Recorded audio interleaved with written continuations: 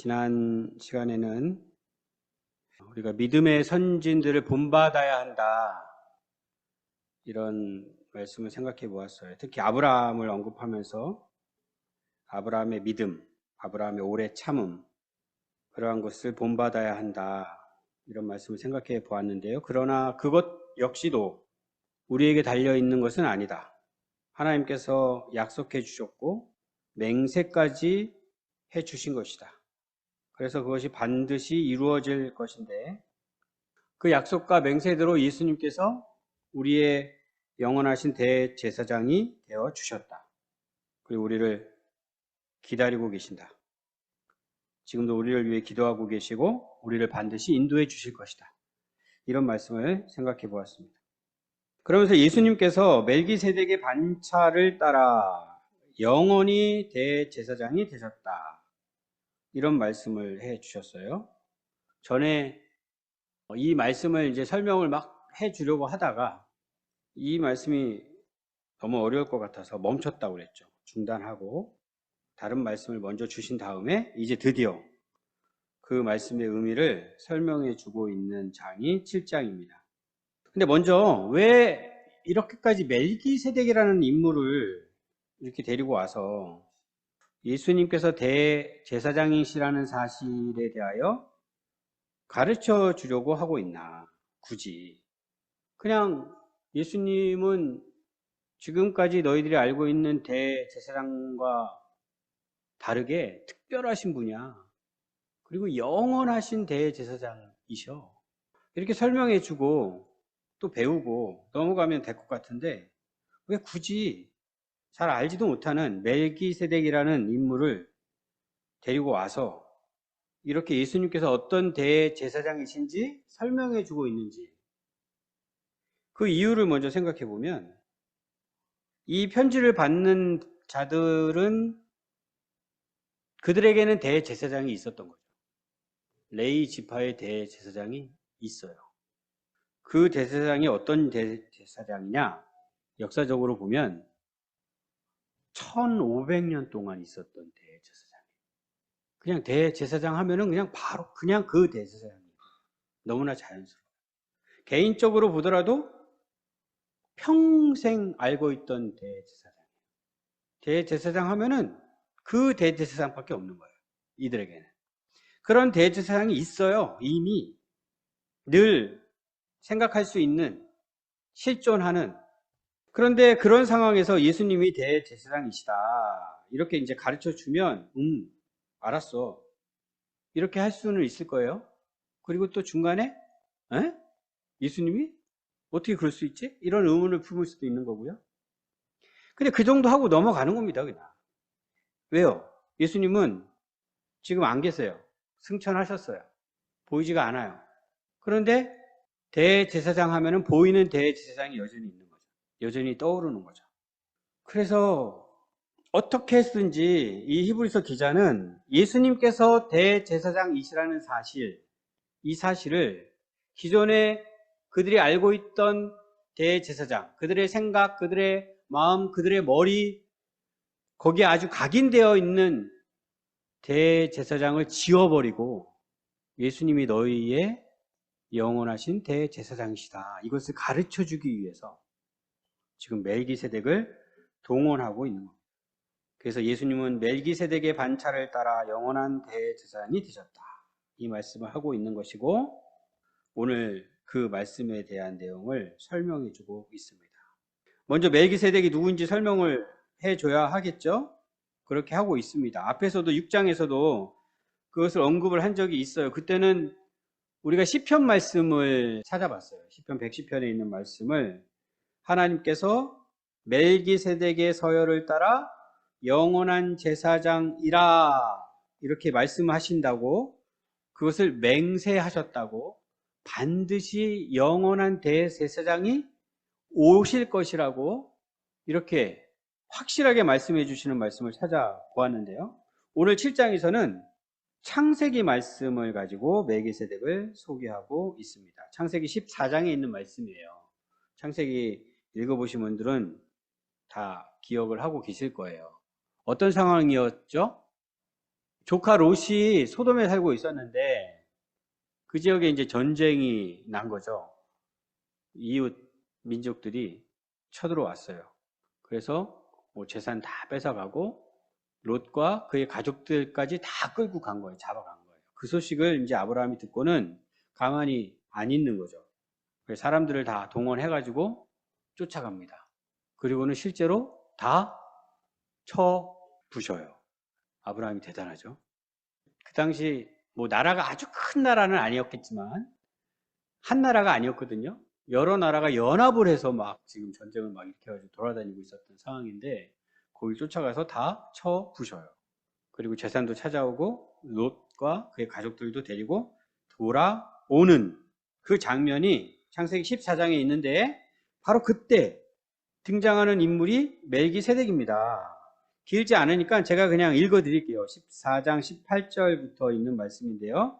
살렘 왕 멜기세덱이 떡과 포도주를 가지고 나왔으니 그는 지극히 높으신 하나님의 제사장이었더라. 그가 아브라함에게 축복하여 이르되 천지의 주제이시오 지극히 높으신 하나님이여 아브라함에게 복을 주옵소서. 너희 대적을 내 손에 붙이신 지극히 높으신 하나님을 찬송할지로다 하매 아브라함이 그 얻은 것에서 10분의 1을 멜기세덱에게 주었더라. 이런 말씀이 창세기 14장에 이렇게 짧게 기록이 되어 있어요. 그리고 오늘 읽으신 히브리서 7장 1절에서 그 내용을 그대로 소개하고 있는 거예요. 1절, 2절 제가 다시 읽어볼게요. 이 멜기세덱은 살렘 왕이요 지극히 높으신 하나님의 제사장이라 여러 왕을 쳐서 죽이고 돌아오는 아브라함을 만나 복을 빈 자라. 아브라함이 모든 것의 10분의 1을 그에게 나누어 주니라. 그죠? 그대로 달라진 내용이 없어요. 이렇게 멜기세덱을 소개를 하고 있는데 생각해보면 이 멜기세덱은 그냥 이 내용이 전부예요. 창세기 14장에 단 석절에 소개하고 있고 아까 말씀드린 시편 110편에서 한 번 언급하고 있고 그리고 끝. 그런 인물이에요. 그냥 나타날 때도 갑자기 그냥 나타나더니 사라질 때도 아무 말도 없이 그냥 사라져버리고는 그냥 끝. 미스테리한 인물. 미스테리한 이야기. 왜 갑자기 그 석절의 말씀을 거기에 이렇게 끼워 넣는지 뭐 앞뒤가 전혀 없어요. 이 미스테리한 것에 대해서 단적으로 하나만 더 소개를 드리면 이스라엘 역사 가운데 이 제사장, 왕, 이 직분은 굉장히 중요한 거 알고 계시죠? 그 역사를 둘러보면 제사장이라는 직분이 생긴 게 이때 이제 히브리서가 기록되었을 때 당시 기준으로 보면 1500년 전, 왕이 세워질 때가 1000년 전, 1500년 전에 제사장이 세워졌고 1000년 전에 왕이 세워진 이스라엘의 역사예요. 그런데 멜기세덱은요, 그 훨씬 전. 이미 뭐라고 소개하고 있냐면 왕이라고 소개하고 있고 제사장이라고 소개하고 있는 멜기세덱이라는 인물이 이스라엘 역사 가운데 제사장이 생기고 왕이 생기기 훨씬 이전에 있었다라는 것을 지금 알 수 있는 거예요. 창세기 말씀을 쭉 읽다 보면 갑자기 살렘 왕 하면서 소개하고 있으니까 아, 이방 나라의 한 왕인가 보다. 뭐 중요하지 않죠. 이스라엘에게는 전혀 중요하지 않죠. 그런데 제사장이래요. 아, 그러면 왕이면서 제사장인가 보다. 옛날에는 이게 굉장히 흔한 일이었습니다. 신과 이 절대자의 관계가 좋은 자가 제사장이잖아요. 그것을 이용해서 그냥 다스리는 거죠. 왕의 역할까지 같이 겸하여 하고 있는 것들이 흔한 일이었는데 그런 사람인가 보다 하고서 그냥 지나갈 수 있는데 근데 그렇게 지나갈 수가 없어요. 기억하실까요? 좀 전에 읽어드린 말씀. 지극히 높으신 하나님의 제사장. 그냥 하나님이 아닌 다른 그들이 섬기는 우상의 제사장일 수도 있는데 지극히 높으신 하나님의 제사장 이렇게 표현한 것은 우리가 믿는 하나님의 제사장이라는 말씀이에요. 확정시켜주는 거예요. 그냥 흔하게 존재하는 그런 제사장 아니다. 그런데 그것도 그들의 조상, 지금 이스라엘 민족에게 아브라함이라는 존재는 아주 절대적인 존재입니다. 그들의 조상, 아브라함과 지금 관계가 있는데 어떤 관계가 있느냐? 아브라함을 축복한 제사장이에요. 갑자기 나타나고서는 그들이 절대적으로 생각하는 아브라함을 축복한 제사장. 아브라함도 가만히 있지 않아요. 뭐예요? 11조를 바쳐요. 아브라함이 인정한 제사장이죠. 그리고는 그 다음에 이런 해석까지 덧붙이고 있습니다. 2절 후반절 마저 읽겠습니다. 그 이름을 해석하면 먼저는 의의 왕이요 그 다음은 살렘 왕이니 곧 평강의 왕이요. 이름을 가지고 그가 누구인지를 설명을 해주고 있습니다. 우리는 성경에서 이름의 중요성을 계속해서 생각해 봤습니다. 여기서도 확인되는 거죠. 멜기세덱, 이 말이 왕, 의, 이 말을 합친 거예요. 그래서 의의 왕. 그가 다스리는 지역이 살렘이라고 했잖아요. 이제 대부분 이 살렘을 예루살렘으로 생각을 합니다. 샬롬하고 관계가 있죠. 평화. 그래서 평화의 왕, 평강의 왕. 창세기를 읽을 때 이 짧게 세 절로 나오고 그냥 지나갈 수밖에 없는 말씀을 읽으면서 아, 이런 일이 있었구나. 이렇게 지나갈 수 있는 말씀을 지금 히브리서의 기자가 이런 해석을 통하여 멜기세덱이라는 존재가 어떤 존재인지 완전히 새롭게 볼 수 있게끔 만들어주고 있는 겁니다. 왕인데 의의 왕이라고 소개합니다. 평강의 왕이라고 소개합니다. 세상에 이런 왕이 어디 있어요? 이거 두 개면 끝나는 거잖아요. 대통령 선거를 위해서 기도해 주셨는데 이런 대통령 나오면 끝나는 거잖아요. 이런 왕이 없어요. 이런 왕이 없는데 성경에서는 멜기세덱을 그렇게 지금 소개하고 있습니다. 거기에다가 제사장이래요. 지극히 높으신 하나님의 제사장. 아까도 말씀드렸지만 당시로서는 왕과 제사장 겸직하는 것이 흔한 일이었어요. 그러나 이스라엘 역사에서는 불가능했어요. 하나님이 정하셨거든요. 제사장은 레위 지파에서, 왕은요 유다 지파에서. 겸하여 할 수 없어요. 이거 무시하다가 큰 코 다친 인물이 하나 있잖아요. 사울. 큰일 치른 거예요. 큰일. 절대로 하면 안 되는 짓을 한 건데, 그런데 멜기세덱은 그것을 겸하여 했다는 거예요. 하나님께서 정하신 그것을 뛰어넘는 존재였다라는 거죠. 우리가 가볍게 생각하고 넘어갈 인물이 아닙니다. 왜 이런 인물을 창세기에 소개를 했겠느냐? 예수님 때문에. 예수님 때문에. 그들이 1500년 동안 경험한 대제사장, 그들이 대제사장 하면 생각하게끔 되는 그 인식, 그런 인식과 차원이 다른 대제사장을 하나님께서 보내주시는데 이 예수님을 그들에게 알려주기 위하여 그보다 훨씬 이전에 아브라함을 통하여 멜기세덱이라는 인물을 통하여 너희에게 이런 대제사장을 내가 보내줄 거야. 이걸 알려주시는 말씀인 거예요.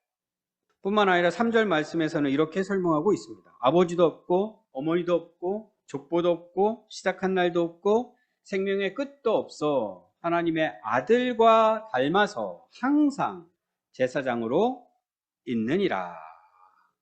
이런 말씀은 이상한 말씀이죠. 과연 그 역사적으로 아브라함을 만났던 멜기세덱이라는 인물이 아버지가 없을까요? 그런 존재였을까요? 천사였을까요? 그렇게 생각하지는 않습니다. 실제로 그 살렘이라는 지역을 다스리는 왕으로 우리는 생각합니다. 그런데 이 말씀은 무슨 말씀이냐면 성경이 하나님의 말씀이 그것에 대하여 언급하고 있지 않다는 거예요. 의도적으로. 어떤 의도? 그를 통하여 예수님을 지금 알려주려는 의도. 예수님이 어떤 분인지를 알려주기 위하여 일부러 이런 것들을 다 언급하지 않고 이스라엘 백성들이 기본적으로 생각하는 레위 지파의 대제사장과 다른 존재라는 것을 알려주고 있는 것이다. 이것을 설명해주고 있는 것입니다.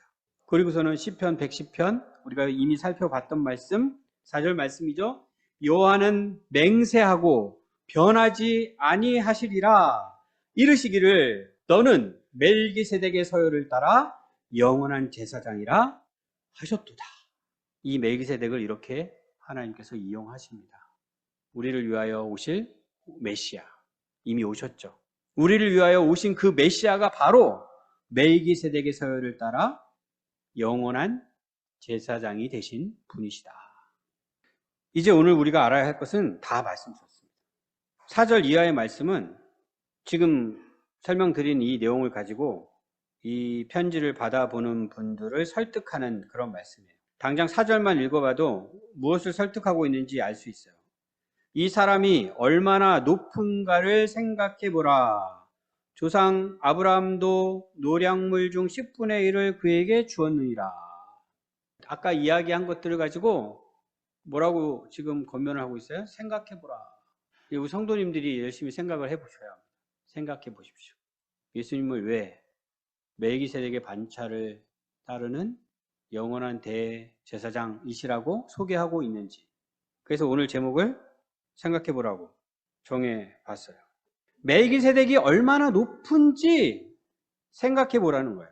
이제까지 너희들이 알고 있던 제사장들, 레위의 자손들 가운데 세워진 대제사장, 그들과 비교해서 얼마나 높은지 생각해 보라는 겁니다. 이유는요, 그래야 너희들이 예수님을 제대로 생각할 수 있기 때문에. 그러지 않으면 너희들이 예수님을 자꾸 오해하기 때문에. 멜기세덱을 이용하여 이 편지를 받아보는 자들의 인식을 지금 바꾸어 주려고 가르쳐 주고 있는 것입니다. 어떻게 해요? 그들의 조상 아브라함을 축복한 제사장이다. 이런 말씀으로. 아브라함도 그에게 10분의 1을 바친 그러한 제사장이다. 이런 말씀. 이 대목에서도 우리가 충분히 생각해 보셔야 합니다. 이스라엘 민족이 아브라함에 대하여 어떻게 생각하고 있는지. 저는 우리는 어떤 생각을 해볼 수 있을까? 우리가 일본하고 좀 앙숙이니까 우리가 역사를 배울 때 옛날 역사에 우리의 좋은 것을 일본에게 이렇게 전수를 해줘서 일본이 그나마 이렇게 잘 살게 됐다. 이런 얘기 들으면 막 기분이 좋아지지 않으세요? 예, 뭐 이렇게 자긍심이 생기잖아요. 근데 반대 얘기를 들으면 어떨 것 같아요? 중국한테 굴욕적인 일들을 당한 것은 속상하게 생각하는데 뭐 지나간 일이니까 어쩔 수 없다 이렇게 하고 넘어가는데 일본에게 그랬었다 그런 역사가 나오면 막 화가 치밀어 오지 않으세요? 분해하고. 그러니까 그런 차원이라고 생각하시면 돼요. 아브라함이라는 존재가 이스라엘 민족에게는 그런 존재, 아주 절대적인. 그럴 때 갑자기 생뚱맞게 알지도 못한, 잘 들어오지도 못한 나라의 왕에게 복을 빌어서 받았다고? 11조를 바쳤다고? 이게 굉장히 기분 나쁜 일일 수도 있는 거거든요. 그러니까 그런 인식들을 바꿀 수 있도록 생각해보고 또 생각해보라는 거예요. 멜기세덱 그 제사장이 어떤 존재였는지. 그리고 지금 우리는 이제 예수님을 생각해야 되는데 예수님께서 과연 어떤 분이신지. 어제 교황의 장례식이 있었던 걸로 들었습니다. 뭐 믿지 않는 분들도 많은 칭송을 하더라고요. 천주교 신자들에게 그들이 이제 교황에 대하여 갖고 있는 인식이 기본적으로 있지 않을까요? 그런데 이 성경 말씀 저 맨 앞에 갑작스럽게 단 3절의 말씀으로 등장하는 인물이 너희들이 그렇게 추앙하는 교황보다 더 높은 분이야. 비교가 안 돼. 이런 이야기를 했을 때 이게 설득이 쉽게 되겠느냐 이런 거죠. 인식이 바뀔 수 있겠느냐. 말씀을 준비하면서 저는 우리 성도님들은 이걸 굳이 설득할 필요가 없는 거 아닌가 이런 생각이 들었어요. 어떠세요? 멜기세덱의 반차를 따르는 예수님, 우리의 영원한 대제사장. 이스라엘 백성들이 지금 생각하고 있는 레위지파의 대제사장들과 비교했을 때 당연히 훨씬 더 높으신 분. 우리 성도님들 당연하게 생각하고 계실 것 같아서 더 이상은 이 설득이 필요 없겠다.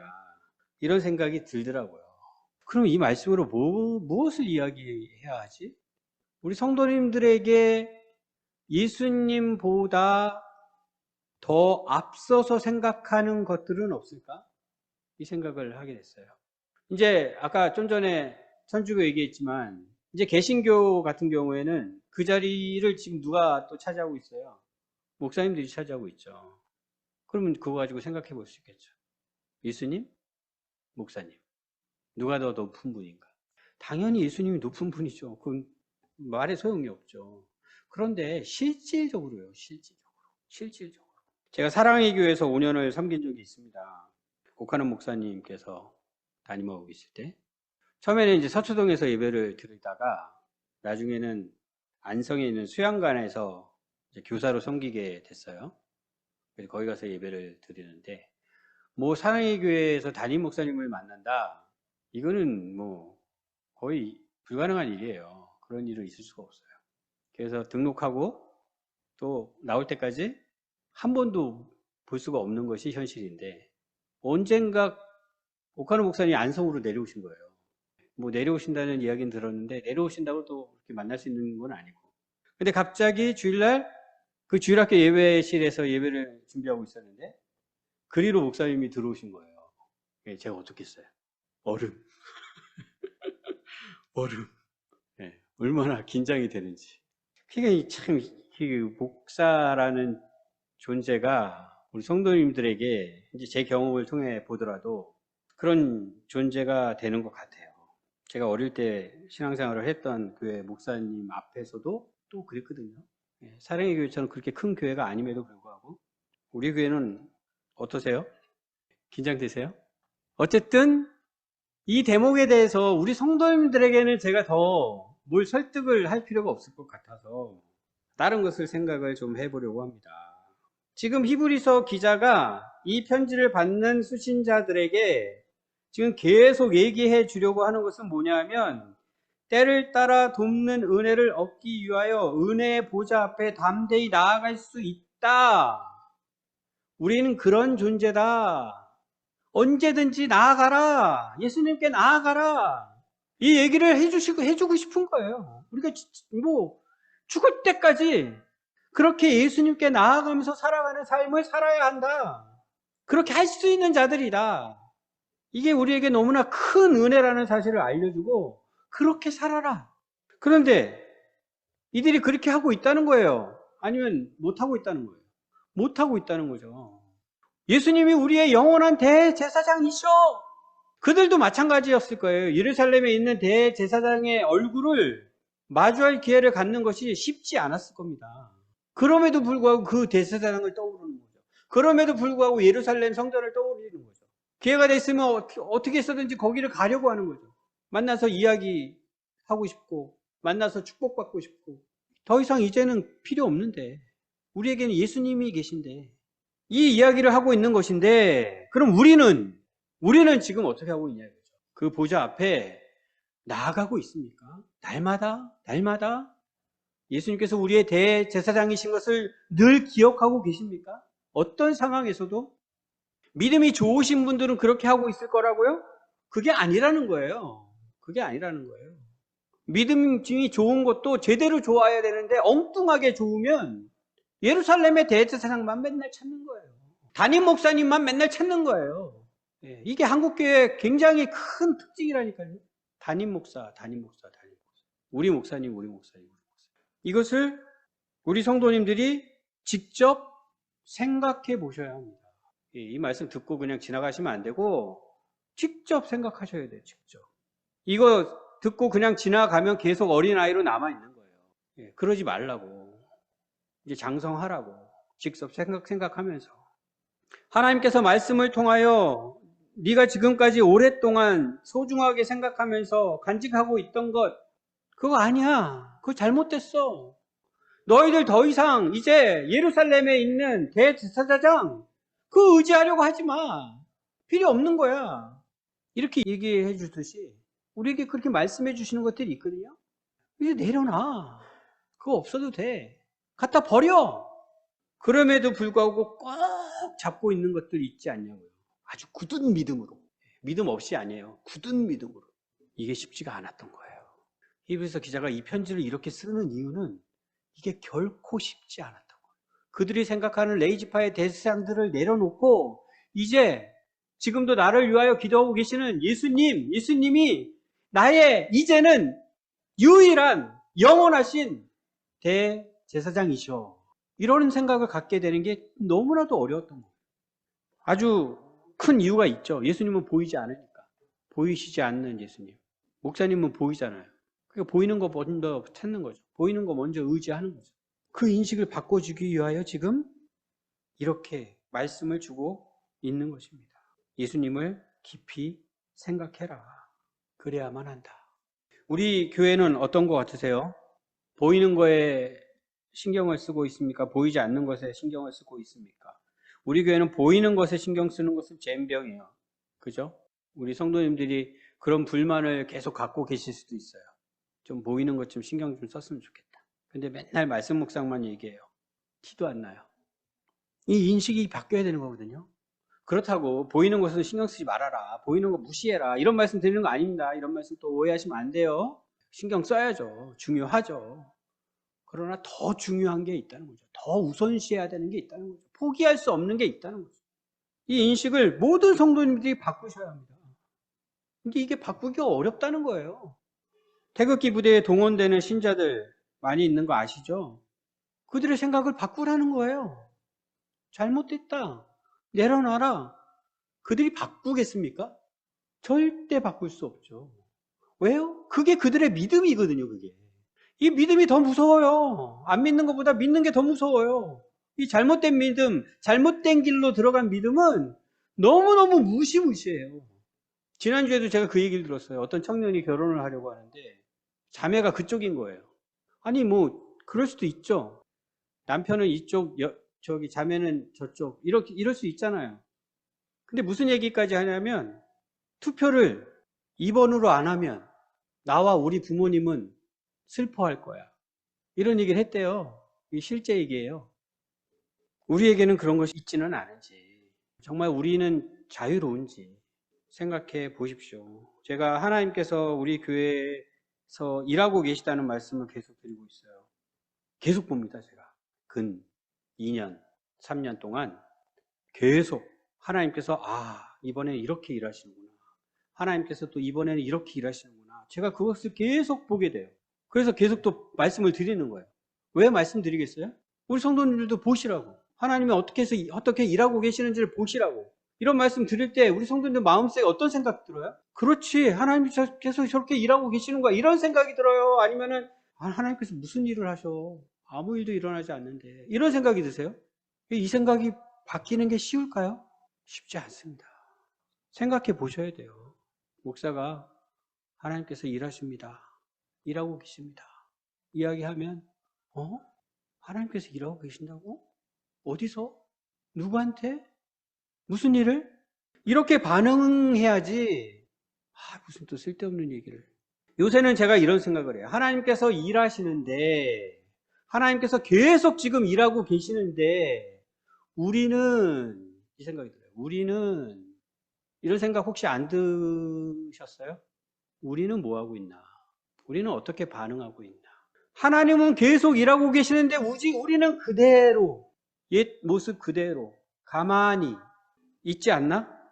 이 생각이 들고 있고요. 그래서 이렇게 말씀드려요. 어떻게 해야 합니까? 우리가 어떻게 반응해야 합니까? 아무 생각 없이, 아무 반응 없이 그대로 있다가 우리는 나중에 무슨 또 이야기를 하냐면 하나님께서 무슨 일을 하셨어? 아무 일도 안 일어나는데 하나님이 무슨 일을 하셨다는 거야? 이렇게 됩니다. 그런 상황에 있는 그리스도인들을 보고 히브리서 기자가 이렇게 이야기하는 겁니다. 어린아이로 머물러 있다. 언제까지 그렇게 어린아이로 머물러 있을 거니? 이제는 장성해야지. 우리의 부족함, 우리의 연약함, 그것만 생각하면서 그냥 주저앉아 있는 것. 그것만 생각하면 어쩔 수 없죠. 우리가 뭘 할 수 있겠어요. 그런데 지금 무슨 말씀을 주고 계셔요? 우리의 대제사장이 계시다. 예수님이 계시다. 그분이 먼저 휘장 안에 들어가 계시다. 그분이 지금도 우리를 위하여 기도하고 계신다. 우리를 반드시 그 안으로 들어오게 하신다고 약속하셨다. 반드시 그렇게 하실 것이다. 그것을 생각해보라. 이것을 생각하면서 우리가 한 주간을 살아야 되는데 이 생각을 하면서 사셨을까요? 그러지 못하셨다면 당장 이제 오늘부터 그런 생각을 하셔야 합니다. 히브리서를 처음 받아보는 수신자들, 그리고 지금 이 말씀을 나누고 있는 우리들 똑같이 알려주고 있는 것. 예수님께서 우리의 영원한 대제사장이시다. 우리의 부족한 것, 우리의 연약한 것, 우리의 형편없는 것 전혀 문제가 되지 않는다. 하나님의 일하심에 대하여 다시 한번 생각해 볼까요? 하나님은 계속 일하고 계신데 우리가 형편없어가지고 아무 결과물이 나오지 않고 있다. 혹시 이렇게 생각하고 계신가요? 그 한계 속에서 걸림돌로 또 말씀은 우리에게 우리가 어떤 존재인지를 가르쳐 주십니다. 왕 같은 제사장. 우리의 정체성이 왕 같은 제사장이라는 것을 제가 여러 번 강조해서 알려드렸어요. 이것을 생각하고 계십니까? 이것을 받아들이셨습니까? 이게 쉬운 게 아니라고요. 이것을 받아들이는 것. 내가 왕 같은 제사장이다. 근데 나로 인하여는 애초에 불가능한 일이죠. 그런데 예수님, 우리의 영원하신 대제사장 예수님 덕분에 이것이 가능하다고. 그렇게 벌써 우리를 그런 존재로 만들어 주셨다고요. 실질적으로 적용할 수 있는 것 하나만 말씀드리고 마칠게요. 결혼에 대하여, 우리 성도님들 결혼에 대하여 어떻게 정리가 되셨을까요? 결혼에 대하여 우리가 많이 책도 읽고 말씀도 나누고 생각도 많이 해보셨을 텐데 결혼이 뭔가요? 결혼이요, 그냥 되게 아름답고 좋게 생각되어지는 단어인데 실제로는 타락한 한 남자와 타락한 한 여자가 하나가 되는 게 결혼이에요. 타락한 한 남자와 타락한 한 여자가 하나가 되는 것이 결혼이에요. 이게 가능해요? 애초에? 근데 지금 결혼을 해서 결혼 생활을 하고 계시는 분들은 이 생각을 하셔야 돼요. 결혼에 대하여. 자, 아내는 남편을 보면서, 남편은 아내를 보면서 무슨 생각을 해야 돼요? 기대할 것이 없다고 생각해야 돼요. 기대할 것이 없다. 예, 그게 결혼이에요. 뭔가 기대하면 안 돼요. 타락한 남편이라니까요. 타락한 아내고. 아, 무슨 소리예요? 우리 남편이 얼마나 끝내주는데요. 아, 우리 아내가 얼마나 잘해주는데요. 예, 이미 만족한 것이 있다고요? 예, 그게 다 은혜예요, 은혜. 기적 같은 은혜예요. 이거는 예수님을 믿지 않는 자들에게도 하나님께서 주시는 은혜예요. 그 은혜라는 인식을 가지고 그것을 봐야지, 그게 당연한 거라고 생각하시면 안 됩니다. 당연한 건 없어요. 다 은혜입니다. 다 은혜. 오히려 반대로 불만족스러운 게 있다고요? 그게 당연한 거예요. 타락한 남편에게서, 타락한 아내에게서 뭘 기대할 수 있어요? 자, 이것을 결혼에 대하여 오늘 강단에서 오교환 목사가 우리 성도님들에게 말씀을 전했습니다.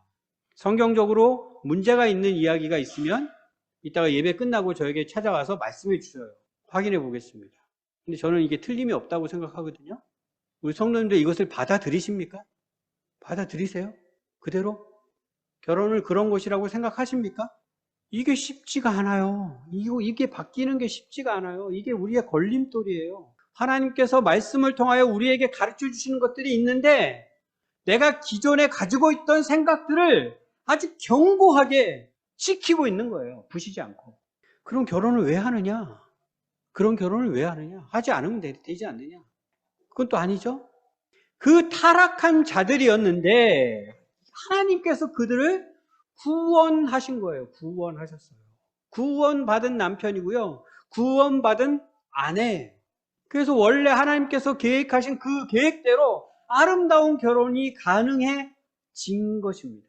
구원받은 남편과 구원받은 아내로 결혼해야 하고요. 그 결혼 생활을 유지해야 합니다.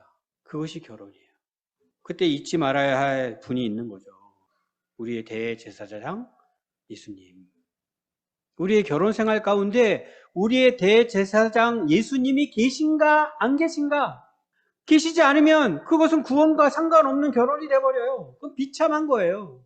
겉으로 보기에 아무리 화려하고 멋지고 막 부러울 정도로 그런 결혼이 있다 할지라도 결국은 비참한 거예요. 예수님이 안 계시면.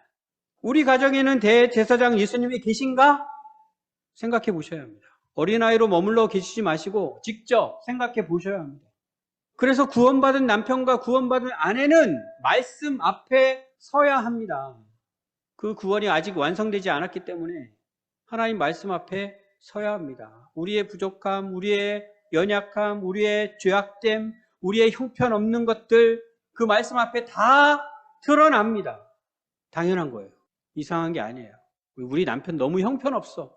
우리 아내 너무나도 부족해. 그런 이야기 할 필요 없어요. 당연한 거예요. 그 말씀 앞에서 드러난 것 가지고 어떻게 합니까? 다시 예수님께 나아가야죠.